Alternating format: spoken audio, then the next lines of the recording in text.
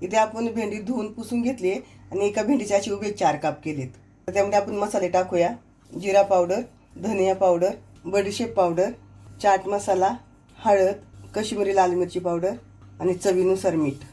आता हे सगळं भेंडीला लावून घ्यायचं आहे आपल्याला. तर भेंडी सुकी असल्यामुळे हे लागत नाही ना, तर आपण यात थोडंसं लिंबू पिळूया. इथं कापून लिंबू घेतले, पिळूया आपण सगळीकडे.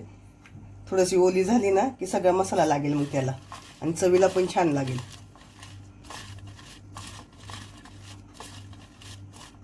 त्यामध्ये तांदळाचं पीठ थोडंसं आणि बेसन पीठ भेंड्यांना लावून घ्यायचं मस्तपैकी सगळीकडून.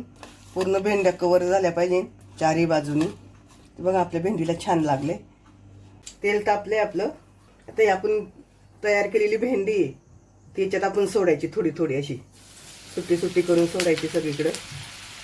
आणि गॅस मिडियम आचवर ठेवायचा, फास्ट गॅसवर नाही तळायची.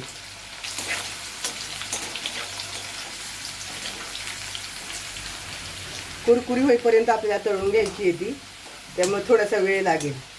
पहिला सारखी वर खाली करत राहायची.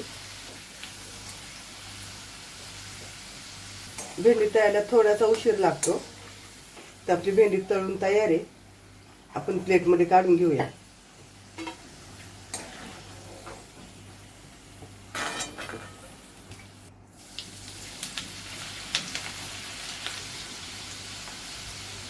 तेव्हा आपली छान अशी कुरकुरी भेंडी तयार आहे.